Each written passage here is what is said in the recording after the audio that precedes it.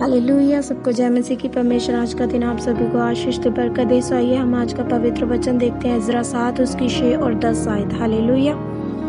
सबसे पहले 6 आयत देखेंगे, उसमें लिखा है कि यही इज़रा मूसा की व्यवस्था के विषय जिसे इज़राइल के परमेश्वर यहोवा ने दी थी निपुण शास्त्री था।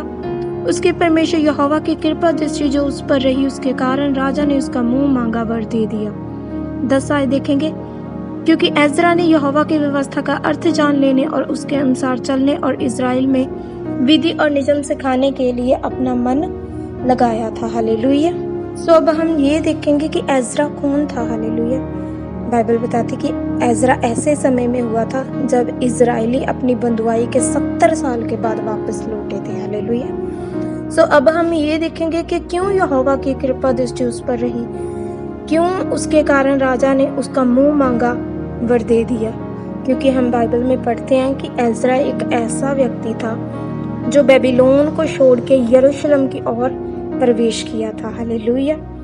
जिसने बेबीलोन को छोड़ा और यरूशलेम की ओर आने का फैसला किया। हालेलुया।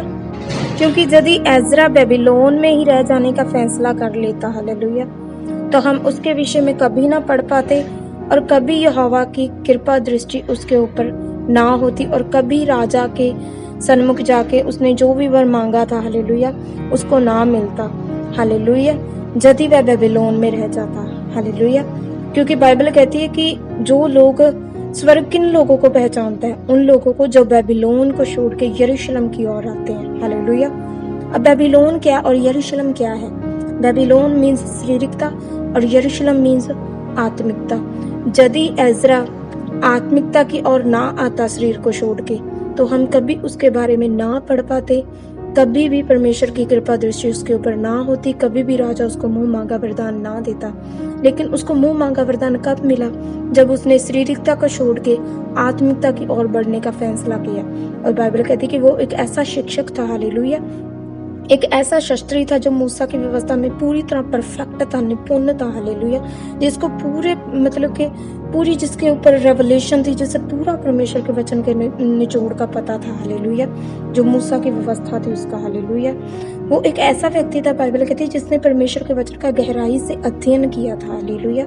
हम पढ़ते हैं कि उसने परमेश्वर की व्यवस्था का अध्ययन करने, उसका पालन करने, उसे सिखाने में अपना क्या किया था? अपना मन लगाया था। हालेलुया। सो हमें भी आज क्या करने की जरूरत है? यदि आप चाहते हैं कि आपके ऊपर यहोवा की कृपा दृष्टि हो और जो आप परमेश्वर के सन्मुख परमेश्वर यहोवा से मांगे, हालेलुया, तो परमेश्वर आपको मुंह मांगा वरदान दे। उसके विषय में हमें क्या करने की जरूरत है? हमें भी बेबीलोन को छोड़कर यरूशलेम की ओर प्रवेश करने की जरूरत है। मीन्स हमें भी शारीरिकता को छोड़कर आत्मिकता की ओर आने की जरूरत है। हालेलुया।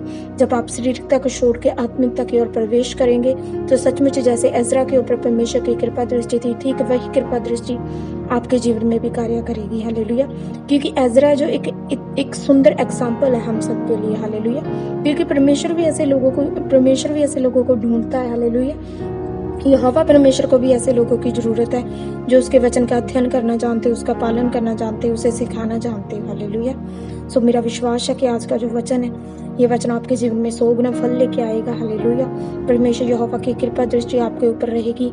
आप जैसे एज़रा एक निपुण व्यक्ति था, आप भी परमेश्वर के वचन में पूरी तरह निपुण होंगे। सो परमेश्वर के इस जीवित वचन के लिए हम परमेश्वर का धन्यवाद करते हैं। यह वचन आपके जीवन में 100 गुना फल लेके आए। प्रभु यीशु मसीह के जीवित नाम में मांगते और पाते हैं। आमीन।